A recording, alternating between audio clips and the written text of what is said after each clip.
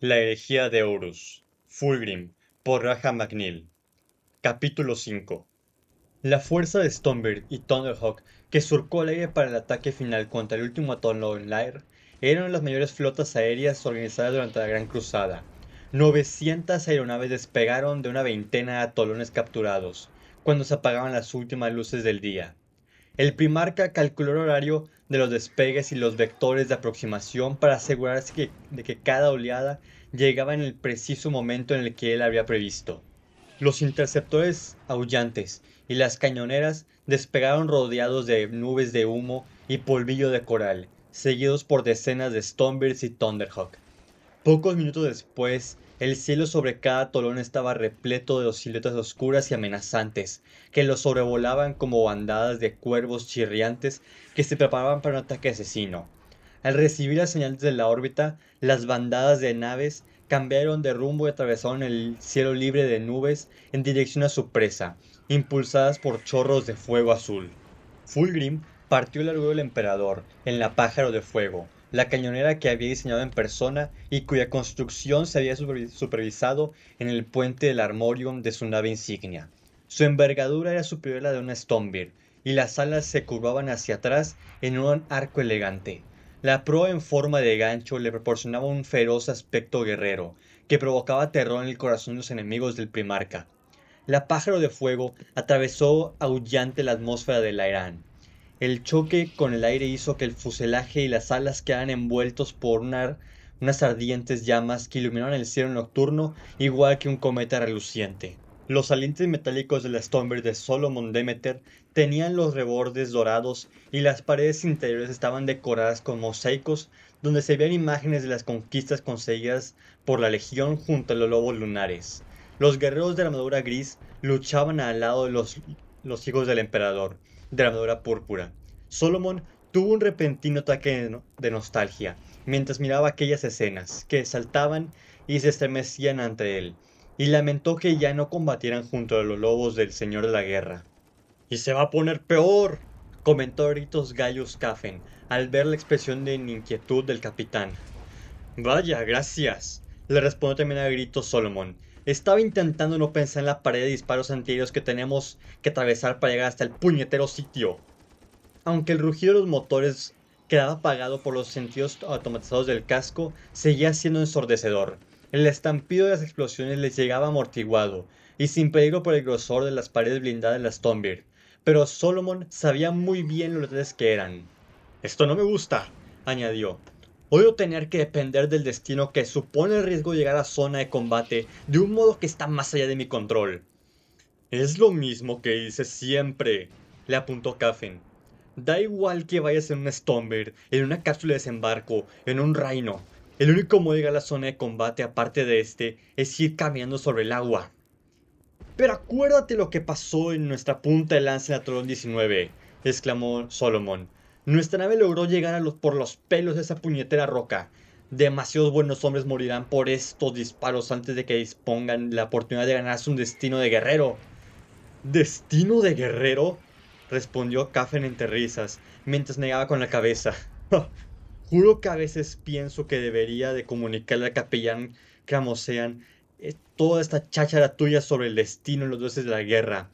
No es que esto me guste de ti, que a ti, pero estamos todos protegidos, lo más protegidos que se puede, ¿o no? Solomon asintió, ya que se ve que Cafen tenía razón. Lord Fulgrim había comprendido que el resto de la flota también debía compartir el honor de conquistar 28-3, por lo que había permitido que los interceptores de la misma lanzaran varios ataques para eliminar la mayor parte de las defensas aéreas de los Lair. Buena parte de la capacidad defensiva de los Lair había quedado convertida en escombros, aunque todavía les quedaba una tremenda cantidad que podían emplear. Solomon recorrió con la mirada el compartimiento de la tripulación para ver el efecto que tendrían aquellas sacudidas violentas sobre sus guerreros, y quedó satisfecho al ver que daban la impresión de estar tranquilos, como si se encontraran en una misión de entrenamiento. Era posible que sus guerreros estuvieran tranquilos, pero él no se sentía así. A pesar de las palabras tranquilizadoras de Cafen, sabía que no estaría contento hasta que viera cómo los pilotos les indicaban que podían salir de la nave.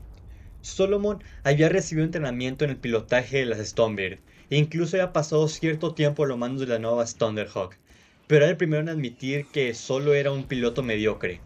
Otros con mayor habilidad eran los encargados de llevarlos hasta la batalla, y, puesto que el plan del Primarca requería una precisión absoluta y perfecta para que el ataque funcionara, había mantenido apartadas sus preocupaciones hasta que fue demasiado tarde como para hacer nada al respecto. Golpeó con la palma de la mano el cierre de gravedad que le mantenía en el asiento para abrirlo, y se puso de pie. Se agarró de la barra de bronce fijada al techo que recorría todo el compartimento de la tripulación. Voy a acercarme a la cabina de vuelo. ¿Vas a encargarte del aterrizaje? Le preguntó Caffen. Ahora sí que me siento seguro. No, solo quiero ver cómo va todo. Caffen no le contestó. Solomon se dio la vuelta hacia la cabina del mismo momento que la nave saltaba en el aire y se sentía tremendo martillazo en una explosión cercana. Cruzó todo el compartimiento y abrió la puerta de la cabina de vuelo. ¿Cuánto falta para llegar a un aterrizaje? Gritó para hacer subir encima el estruendo. El copiloto lo miró por encima del hombro. ¡2 minutos! Respondió también a gritos. Solomon asintió. Deseaba hablar, pero no quería distraer a los pilotos. El cielo nocturno se extendía al otro lado del cristal blindado de la cabina, que estaba tan resplandeciente como si fuera de día, debido a los destellos de los proyectiles antiaéreos y las explosiones. Los interceptores estaban enfrentando a las unidades aéreas de los Lair, que quedaban para lograr abrir un pasillo por el cual pudieran pasar los guerreros de la Legión. El capitán distinguió una luz brillante que flotaba en mitad del cielo. El atolón templo relucía como una baliza de oscuridad. ¡Qué estupidez! Mustió para sí mismo. Yo hubiera ordenado un oscurecimiento de la ciudad. El compartimiento estaba bañado por una luz rojiza fantasmal, y a Solomon le recordó de repente la sangre. Se preguntó si aquello sería un presagio de la batalla que estaban a punto de iniciarse, pero descartó aquella idea tan luminosa. Los presagios y los augurios eran para los individuos de mentes débiles, que no conocían la verdad de la galaxia, y para los bárbaros salvajes que necesitaban una razón para que el sol saliera o que las lluvias cayeran a tiempo. Solomon estaba muy por encima de esas estúpidas supersticiones, pero sonrió al darse cuenta de que su hábito obsesivo de modificar su equipo de combate y de cuidarlo al máximo antes de cada batalla, para que lo pudiera proteger lo mejor posible, podría ser considerado una superstición. Un momento después, decidió que no, que honrar el equipo de combate se utilizaba era algo sensato, no algo supersticioso. Se puso de cuclillas al lado de la cabina de los pilotos. No tenía ganas de regresar a su asiento, y se sentía morbosamente fascinado por el entramado de explosiones y luces que llenaban el cielo. Tras unos momentos de contemplar aquel intrincado ballet de fuego que atravesaban, la cabina de mando quedó inundada de una luz casi cegadora. Era la Pájaro de Fuego. Su mayor velocidad haría que fuese una de las primeras naves de oleada de asalto en llegar a su objetivo. Solomon sonrió al ver que de sus alas todavía surgían llamas y porque sabía que su primarca no había ordenado por capricho que el ataque se realizara por la noche. El brillo parpadeante del fuego rojizo iluminó el rostro de los tripulantes de su propia nave, y Solomon tuvo de nuevo la certidumbre de que iba a ocurrir lo terrible. No solo a él, a toda la legión. El corazón se le aceleró cuando el Stormbird se descoró, súbitamente. Oyó a los pilotos soltar una maldición, y un tremendo impacto sacudió uno de los costados de la nave. Solomon sintió una sensación de mareo cuando la Stormbird empezó a caer a plomo desde el cielo. Comenzó a imaginarse el vacío inmenso del mar planetario que les esperaba allá abajo. Recordó las batallas que había librado en aquella oscuridad abisal. No tenía ningún deseo de pasar otra vez por aquel mundo helado y profundo. ¡El motor está ardiendo!, gritó el piloto. ¡Aumenta la potencia de los motores, tribor! ¡Hemos perdido los estabilizadores! ¡Lo compenso! ¡Corta el combustible del ala y nivela la nave! Solomon se mantuvo agarrado al quicio de la compuerta mientras la Stormbird se inclinaba sobre un lado. Varias luces de emergencia se encendieron por todo el panel de mando, y el capitán oyó el tintineo del arma del altímetro, aunque notó la tensión que cargaba las voces de los pilotos. También captó el entrenamiento y la disciplina que poseían, mientras realizaban los procedimientos de emergencia con una eficiencia llena de decisión. Al cabo de unos momentos, la nave comenzó a estabilizarse, aunque a unas cuantas luces de emergencia siguieron encendidas, y la alarma del altímetro continuó sonando. Una sensación de alivio palpable llenó el compartimiento de vuelo, y Solomon empezó a soltarse del quicio de la puerta. Bien hecho, muchachos, dijo el piloto. Seguimos volando. Apenas un instante después, todo el costado izquierdo de la Stonebird estalló en llamas. Solomon salió despedido contra el suelo y una abrasadora marea de fuego iluminó el cielo. El cristal de la cabina de mando se desintegró y las llamas inundaron la cañonera. Sintió el calor que azotaba su armadura y que a él no le podía causarle daño alguno, aunque las gotas de combustible en llamas le bajaran por las placas de los brazos y de las piernas. El rugido del viento llenó la cabina cuando la Stonebird comenzó a caer en barrena. El aire frío entró a chorro en la cañonera herida y le aulló en los oídos. Milagrosamente, el copiloto seguía vivo, aunque tenía la carne horriblemente quemada y su piel continuaba cubierta de llamas. Solomon sabía que no podía hacer nada por él. Los gritos del dolor del herido se entremezclaron con el aullido del viento mientras descendían en la espiral hacia su destrucción. Solomon vio cómo la pared negra del océano se abalanzaba contra ellos. Una oscuridad húmeda y fría lo engulló cuando el Stonebird se estrelló con el agua. Los aullidos de las torres de coral llenaban el aire. Sonaban con mayor estridencia de lo que recordaba Julius. Por un momento le pareció que todo el atolón estaba aullando por la furia que sentía. Los últimos Lair estaban defendiendo su tierra, pero si tenían alguna clase de desesperación o miedo, no dieron muestra de ello. Algunos guerreros alienígenas siguieron combatiendo con la misma ferocidad que cualquier otro que ya hubieran matado en esa misma campaña. En cuanto a la Stonebird que se posó en el atolón, Julius y Lycaon se bajaron de un salto y encabezaron un ataque de sus guerreros. Las placas de blindaje monstruosamente grandes de sus armaduras de exterminador reflejaban el resplandor de las deflagraciones. Los ruidos de los gritos y de las explosiones asaltaron los oídos de Julius, aunque la armadura lo protegía de sus efectos más peligrosos. Los hijos del emperador se desplegaron a su alrededor sin necesidad de que les diera ninguna orden, y supo que esa misma escena se estaba repitiendo en otros centenar de lugares repartidos por todo el atolón. Los alienígenas intentaron abatirlos, pero lo que era capaz de atravesar las placas de las Mark IV apenas conseguía dañar la superficie de las armaduras de exterminador. Julius pensó que si dispusieran de más armaduras como aquella, la guerra habría acabado hace mucho tiempo atrás, pero la distribución general de la armadura táctica de exterminador había comenzado muy poco tiempo atrás, y eran escasas las unidades que poseían el entrenamiento adecuado para utilizarlas. ¡Adelante!, ordenó Julius. Sus guerreros se colocaron en posición detrás de él. Los exterminadores avanzaron en formación de falange. Los bolters y los sistemas de armas incorporados en la armadura destrozaron a todos los Lair que se interpusieron en su camino, y originaron una lluvia de trozos de cuerpos y de coral pulverizado. Las fuerzas de los hijos del emperador habían rodeado el templo como un puño que se cierra, y se prepararon para aplastar a los últimos defensores. Varias columnas de llamas se alzaron hacia el cielo, cuando las cañoneras partieron las torres con ráfagas de proyectiles explosivos, mientras proporcionaban fuego de apoyo a las tropas de tierra. Ya se acercaban los transportes pesados con unidades blindadas, Land Raider, Predator y Vindicator. Unas fuertes pisadas resonaban en el campo de batalla.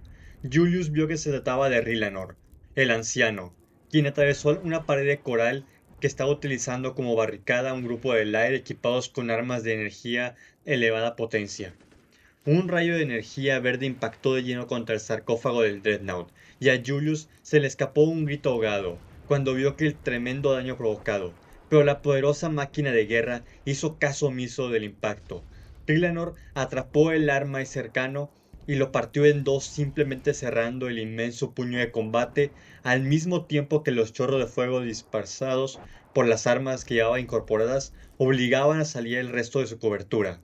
Julius y sus guerreros acabaron con ellos, acribillando los cuerpos envueltos en llamas de los alienígenas. «Os doy las gracias por su ayuda», les dijo el Dreadnought, aunque no era necesaria. Un súbito resplandor de color anaranjado inundó el campo de batalla, con un resplandor infernal cuando la pájaro de fuego pasó aullante por encima de ellos. La nave de ataque de Fulgrim lo llevaba directamente al corazón de la batalla al templo de los Lair. ¡Vamos, Lycaon!, gritó Julius, lleno de júbilo. ¡Sigamos a la pájaro de fuego! Marius Barrosean, quien atacaba por la zona sur del atolón, se había encontrado con una estación mucho más difícil que el capitán de la primera compañía. Los Lair habían derribado muchas cañoneras de su grupo, y sabía que se encontraba peligrosamente por debajo de los efectivos mínimos que el primarca había decretado necesarios para tomar sus objetivos. Los Lair estaban resistiendo con una ferocidad que no se había visto hasta ese momento. Sus cuerpos reptantes pasaban uno por encima del otro en su esfuerzo por trabar un combate contra los astartes. Una neblina espesa y dolor desconocido envolvía las moradas de la zona sur del atolón, y Marius captó un leve tono rojizo en su composición. Se preguntó si se trataría de una clase de gas venenoso. Si era así, lo estaban despreciando contra los astartes, ya que sus armaduras estaban aisladas por completo frente a un arma tan primitiva. El aullido de las torres sonaba con menos fuerza en aquella parte del atolón, algo por lo que Mario se sentía profundamente agradecido. No comprendía cómo era posible que los Lair vivieran en aquellas condiciones, rodeados de un exceso continuo de color y de ruido. También agradecía esa falta de comprensión por su parte, ya que entender al enemigo alienígena era el comienzo de un camino siniestro que él no tenía intención siquiera de iniciar. ¡Escuadras de apoyo!, ordenó. Tenemos que abrirnos paso con rapidez. Nuestros hermanos dependen de nosotros, y no permitiré que la tercera les falle. Unos cuantos astartes equipados con armas pesadas se colocaron en posición entre las ruinas de las torres de coral, y lanzaron una andanada de disparos contra la niebla. El tableteo de los proyectiles de gran calibre se instaló como un rugido continuo en la cabeza de Marius. Una vez establecido el fuego de supresión, sabía que había llegado el momento de lanzar un asalto mientras el enemigo se mantenía con la cabeza agachada. Aunque no aprobaba el método más temeroso de Solomon, a veces no quedaba más remedio que cargar por el centro. ¡Escuadra Colanus! ¡Escuadra Edictus! ¡Al frente y al centro! Julius aplastó un guerrero Lair contra el suelo. El campo de energía que rodeaba su enorme guantelete atravesó la armadura de plateada de su enemigo y prácticamente le partió el cuerpo serpentino en dos. Tanto él como sus exterminadores estaban abriendo una brecha en la defensa de los Lair, y tan solo habían tenido que dejar a uno de los guerreros astartes en manos del apotecario. Aunque la lucha había sido dura, la protección que ofrecía el armadura exterminador era prodigiosa. Julius disfrutó la sensación de poder que otorgaba. Caminar indemne entre las llamas debía parecer mucho a ser un dios, aunque de inmediato se reprendió por un pensamiento tan infantil. La pájaro de fuego se había posado 1 kilómetro por delante de ellos, por lo que se deducía de los mensajes que subían en el comunicador. La resistencia que estaba presentando los alienígenas alrededor del templo era feroz. Los guerreros de la primera compañía no se movían con gran rapidez, pero su avance era incesante. Además, gracias al apoyo del venerable Dreadnought Rylanor, pudieron abrirse caminos sin apenas dificultades. De hecho, daba la impresión de que la resistencia Lair se estaba desmoronando con demasiada facilidad, cuanto más cerca del centro estaban el atolón. El terreno se había vuelto más rocoso y empinado, por lo que era una zona perfecta para montar la defensa, de modo que, ¿por qué los Lair no lo estaban utilizando? Lycaon, ¿a ti qué impresión te da todo esto?, le preguntó Julius, mientras ascendía por una saliente de coral e intentaba encontrar un espacio abierto por el que avanzar. Las laderas del coral se abalanzaban por delante de él, y formaban una barrera impenetrable, pero los Lair habían retirado por ahí, por lo que debía haber un modo de pasar. A mí me da impresión de que no estás esforzando demasiado por detenernos, respondió Lycaon. No he disparado hace varios minutos. Exacto. Aunque tampoco es que me vaya a quejar de eso. Es lo que no encaja en todo esto, insistió Julius. Me da mala espina. ¿Cuáles son sus órdenes, señor? El aullido de las torres se había hecho cada vez más fuerte a medida que se acercaban al centro del atolón. Julius Se fijó en los caminos que subían de modo sinuosos a través del coral en dirección a su objetivo, que se estrechaba más. Se dio cuenta de que estaban adaptados a los seres de cuerpo serpentino. El ruido de los siseos y de los gritos de combate estaba muy cerca ya, y se entremezclaba en una cacofonía tan espantosa que Julius se extrañó de que los Lair no hubieran enloquecido con todas aquellas bramudas.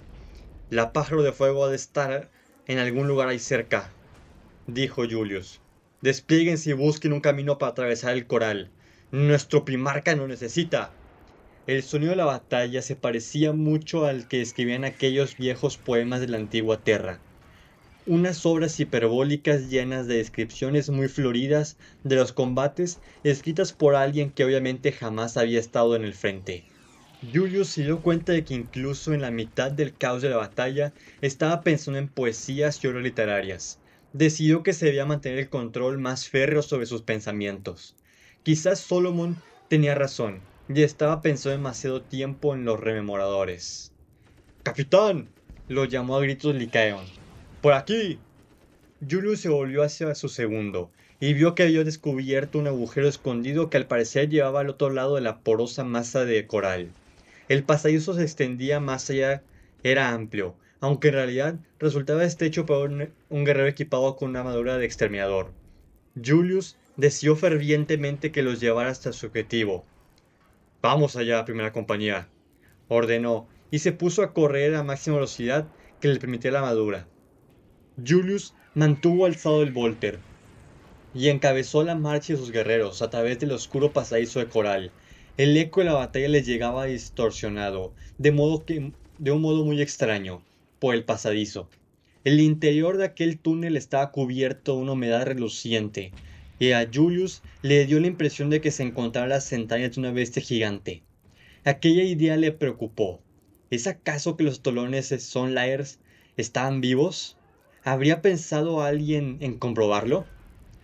Se sacó aquel pensamiento de la cabeza, puesto que ya era demasiado tarde para hacer nada al respecto, así que continuó avanzando, guiado por el ruido de los combates y las luces de las llamas. Al cabo de un rato, vio una mancha oscura que era cruzada de vez en cuando por las líneas luminosas de los proyectiles trazadores, y supo que había encontrado la salida, y esperaba que fuera a parar al sitio al que suponía que se dirigían. El túnel se estrechó y Julius se vio obligado a utilizar la masa de su armadura y la energía del puño de combate para abrirse paso por el interior del atolón. El capitán salió al exterior y se encontró al extremo de un amplio valle de coral rosa. Al otro lado del mismo se alzaba un gigantesco templo con dos torres que llegaban incluso a atravesar las nubes. En los bordes del valle se alineaban cientos de torres desiguales y aullantes que se inclinaban hacia adentro, por lo que aquella amplia garganta parecía una herida dentada abierta en el coral. Había bandadas de Lair alados volando alrededor del extremo superior del templo. Julius distinguió en el centro del valle la heroica silueta del primarca, que se abría paso con grandes mandobles de su espada dorada, filo de fuego. El casco con alas de águila de Fulgrim brillaba en la oscuridad, y Julius sintió un enorme orgullo al ver a su señor. Las centellantes armas de la Guardia del Fénix rodeaban a Fulgrim. Las largas alabardas mantenían a raya a los Lair mientras el grupo se abría camino hacia el templo situado al otro extremo del valle. Vio la enorme silueta del hermano Testis, que se encontraba al lado del primarca, y blandía en alto el estandarte de la legión de los hijos del emperador. El águila que remataba el mástil de la enseña resplandecía con una clara luz dorada bajo el brillo de la luna, y el paño púrpura del estandarte ondeaba como la seda bajo el viento. Julius se dio cuenta de inmediato que su primarca estaba rodeado. ¡Guerreros de la primera! ¡Acudid al Fénix!, gritó. El señor de los hijos del emperador golpeó a sus enemigos con tremendos tajos de espada, y con cada terrible mandoble mataba a uno de los Lair. Nadie podía enfrentarse a él y sobrevivir, así que cuando la traicionera idea de que aquel combate no marchaba según el plan aparecía como un asesino en la noche. Los miembros de la Guardia del Fénix luchaban como los héroes que eran. Las armas de cuchillas doradas mataban a todo aquel que se atreviera a ponerse al alcance de sus letales alabardas. El valiente Testis Sostenía bien en alto el estandarte de la legión y mataba con una larga hoja de su espada a todo aquel que se acercaba. Los Lair morían a su alrededor, abatidos por las letales armas de filo o acribillados por los disparos precisos y disciplinados de los Volters. Una extraña neblina flotaba en el aire sobre el cuerpo de la batalla, al alto de los tobillos. Despedía un olor fragante y nada desagradable. Los aullidos de las torres ahogadas, los gritos de los Lair. Fulgrim no recordaba una zona de combate con mayor frenesí a su alrededor. Jamás había experimentado una avalancha semejante de colores y sonidos, y no conseguía imaginarse para qué serviría todo aquello. El inmenso templo parecía encontrarse en el centro de toda aquella cacofonía. Las aberturas de superficie, que se asemejaban a ventanas, eran la fuente de aquellos aullidos más fuertes, y de ellas surgía aquella neblina rosácea que inundaba el aire. La estructura se encontraría en aquellos momentos aproximadamente a unos 300 metros de él, pero sin más guerreros con los que contar, bien podría haber estado a 300 años luz. Se le ocurrió otra idea mientras partía a un Lair de la cabeza a los pies de un solo tajo. Quizás lo había traído de un modo deliberado a aquel valle infernal. El coral rosáceo de sus laderas y las torres retorcidas que se alineaban en las crestas de los bordes le recordaban una planta que había visto en los pantanos húmedos de 28-2, que se alimentaba de los grandes insectos de la jungla tras atraerlos hacia sus hojas en formas de fauces para luego atraparlos y digerirlos ahí mismo. Solo los guerreros que lo habían acompañado hasta allí a bordo de la Pájaro de Fuego luchaban a su lado, y aunque lo hacían con valentía, iban cayendo uno a uno. Semejante ritmo de desgaste tan solo podía tener un desenlace. Miró hacia las laderas del valle en búsqueda de una señal de las demás compañías, y alzó el puño al aire en un gesto de triunfo cuando había a Julius Caesarón y los guerreros de la primera compañía abrirse camino hacia él a través de la masa de repugnantes y aullantes guerreros Lair. La armadura exterminador le proporcionaba a cada guerrero la fuerza y la potencia de un tanque, y aunque a Fulgrim le había parecido repugnante a primera vista aquellas armaduras de aspecto tan poco elegante, en ese momento se alegró inmensamente de verlas. ¡Vean cómo llega la poderosa primera!, gritó Fulgrim. ¡Sigan avanzando, hermanos! ¡Sigan avanzando! El hermano Testis cargó hacia adelante, empuñaba el estandarte de la legión con una mano, mientras con la otra daba tajos salvajes a diestro y siniestro, para abrirse paso entre los Lair.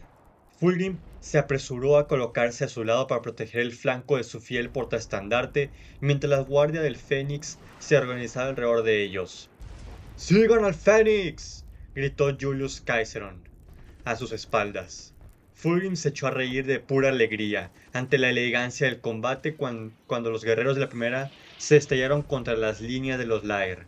El apotecario Fabius había dicho que los Lair se modificaban a sí mismos mediante ciertos procesos para avanzar la perfección, pero no eran más que un pobre remedio de la perfección los astartes de su legión. Fulgrim atravesó el cráneo de un guerrero Lair de un solo puñetazo mientras se esforzaba por imaginarse hasta qué límites podría llegar si tanto él como sus guerreros te embarcaban en un proceso similar, y lo orgulloso que se sentiría su padre cuando viera las maravillas y prodigios que había conseguido. Un silbante guerrero Lair le clavó el arma en la hombrera de la armadura. El filo salió por el otro lado y le abrió un leve surco en el casco dorado. Fulgrim lanzó un grito, más de sorpresa que de dolor, y le atravesó las fauces del alienígena con una estocada de su arma. Se obligó a sí mismo a concentrarse en el combate, y no en la gloria que le albergaba en el futuro. Vio que más guerreros entraban en el valle a través de los agujeros excavados en el coral. Frunció el entrecejo por la tardanza de sus tropas, ya que su plan consistía en un ataque imparable lanzado contra el templo en perfecta sincronización. En algún momento se habían torcido los planes y sus guerreros se habían visto retrasados. Aquella idea repentina le preocupó de sobremanera, y su humor se sombreció. A medida que más y más guerreros de los hijos del emperador entraban en masa en el valle, Fulgrim y el estandarte de la legión se adentraron más profundamente en las frenéticas masas de los Lair. El templo ya estaba irresistiblemente cerca. Un cegador rayo de energía verde apareció de repente, y Fulgrim se puso a salvo saltando a un lado. Sintió el calor del disparo del arma alienígena, pero hizo caso omiso del dolor, y volvió a enfrentarse a su enemigo. La guardia del Fénix ya había acabado con su atacante. ¡El estandarte cae!, gritó una voz. Fulgrim se volvió de nuevo y vio al hermano Testis de rodillas con todo el cuerpo convertido en una estatua llameante mientras el letal fuego alienígena lo consumía. El estandarte de la legión se escapó de los dedos del muerto Testis y se desplomó hacia el suelo, con el tejido de la bandera ardiendo allí donde el haz de luz lo había rozado. Fulgrim se acercó a Testis y agarró el mástil del estandarte antes de que cayera al suelo. Luego lo alzó bien en alto, para que toda la legión viera que no había caído.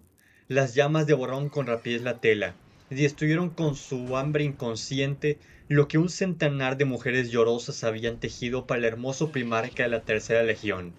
La heráldica con una garra de águila que estaba bordada sobre el estandarte desapareció bajo el fuego, y Fulgrim notó que se enfurecía toda vez más ante aquel nuevo insulto a su honor. Varios trozos ardientes del tejido cayeron a su alrededor, pero vio que el águila que remataba el estandarte se mantenía indemne ante el fuego, como si un poder la protegiera de todo daño. ¡El águila todavía vive!, gritó. ¡El águila jamás caerá! Los guerreros de Fulgrim rugieron contagiados por su rabia y renovaron sus esfuerzos por destruir a sus enemigos. Al lado de Fulgrim resonaron los fuertes estampidos de los Volters, y el primarca se dio vuelta a tiempo de ver cómo Julius Caesar abatía un par de Lair alados que se había lanzado en picado por el estandarte ya ennegrecido. La guardia del Fénix formó un cordón protector alrededor del primarca, mientras éste se acercaba, manteniendo en alto en todo momento el estandarte al capitán de los exterminadores. «Capitán Caesoron», le dijo a gritos, «llegas tarde».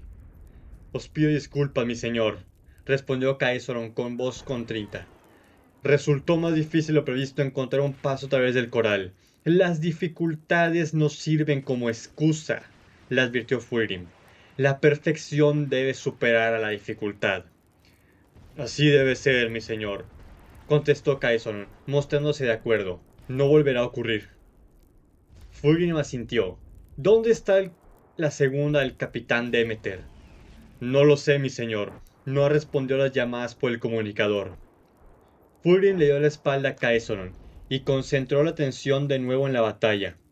«Lo necesitaré a ti y a tus guerreros para entrar en ese templo. ¡Síganme!». El primarca no esperó a que le contestaran y atravesó al trote el destacamento de la guardia del Fénix, cuyos miembros se apresuraron a colocarse en formación a su alrededor cuando Fulgrim llevó el águila de nuevo al combate. Una andanada de cohetes y otros proyectiles se estrelló contra el templo, y varios trozos gigantescos de coral se desplomaron contra el suelo del valle, y aplastaron a los Lair que estaban agrupados en la base del templo.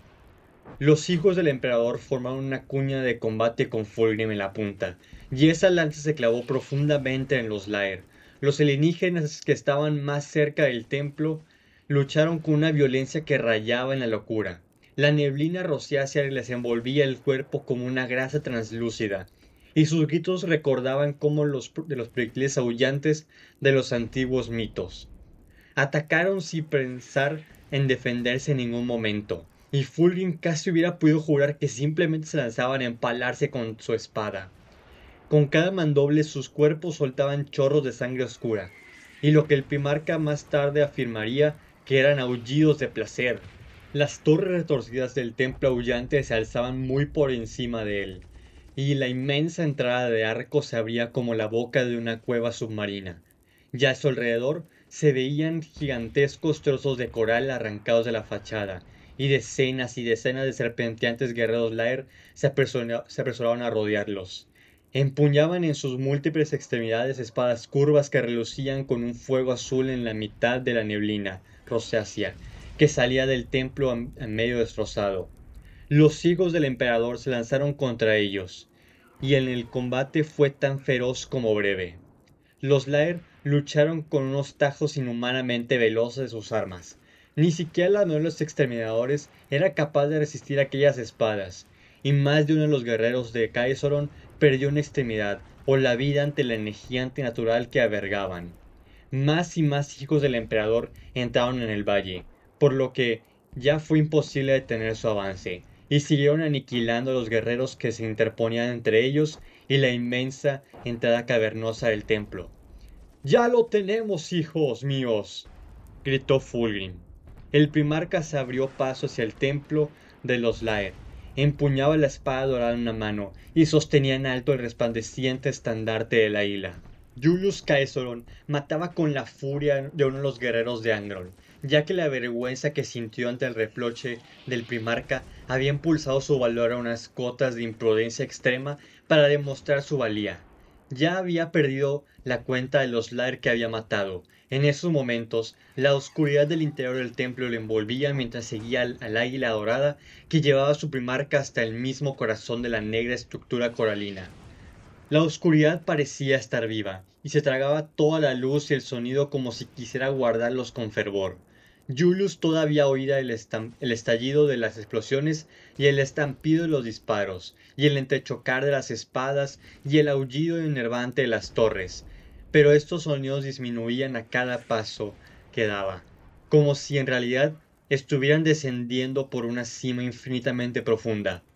Fulgrim, que marchaba por delante de ellos, seguía avanzando sin darse cuenta o sin importarle el efecto de la oscuridad del templo estaba teniendo sus guerreros. Julius se dio cuenta de que incluso los miembros de la Guardia del Fénix, habitualmente imperturbables, se mostraban intranquilos en aquel lugar. No era de extrañar, ya que el propio primarca había declarado que aquel sitio era la sede de adoración.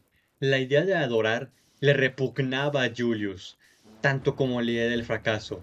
Pensar que se encontraba en un templo donde unos viles alienígenas alababan a falsos dioses aumentaba su odio por ellos. Los guerreros se habían abierto paso hasta el templo, se desplegaron mientras seguían sus oficiales con las espadas en alto o los bolters preparados para disparar en caso de que apareciera una nueva amenaza. El lugar de los Lair había defendido con tanta tesón. Aquí hay un gran poder, dijo Fulgrim. Su voz sonaba increíblemente lejana. Puedo sentirlo. La guardia del Fénix cerró filas a su alrededor, pero el primarca les indicó con un gesto que se apartaran. Luego envainó a filo de fuego y se quitó el casco con alas de águila para entregárselo al más cercano de sus escoltas. Aunque los miembros de la guardia del Fénix se los dejaron puestos, otros muchos guerreros imitaron el gesto de su primarca. Julius hizo lo mismo, y abrió los cierres del sellador de la gorguera para quitarse el casco. Tenía la piel pegajosa por el sudor. Aspiró profundamente para limpiarse los pulmones del oxígeno reciclado, pero estancado del interior de su armadura. El aire estaba caliente y cargado de olores. Una neblina espesa surgía de diversos agujeros abiertos en las paredes, y se quedó sorprendido al descubrir que estaba un poco mareado. La oscuridad del templo comenzó a disiparse a medida que se adentraban en su interior. Julius empezó a escuchar una música que sonaba delante de ellos. Un sonido frenético semejante al que harían 1 millón de orquestas enloquecidas que tocaran 1 millón de melodías distintas al mismo tiempo. Un resplandor multicolor atravesó la penumbra procedente del punto donde Julius calculaba que se encontraba el origen de toda aquella música discordante. El guerrero notó incluso desde aquella distancia un frío remalzo del aire fresco, que indicaba la existencia de un espacio abierto mucho mayor al tamaño por delante de ellos. Aceleró el paso y con grandes y poderosas zancadas se colocó al lado del primarca. Cuando Julius entró en la caverna, le dio la impresión de que le apartaban de la mente un velo pesado hasta que hasta ese momento no sabía que existía. Se llevó las manos a los oídos cuando una oleada de sensaciones cacofónicas lo asaltaron con una andanada de luz y sonido.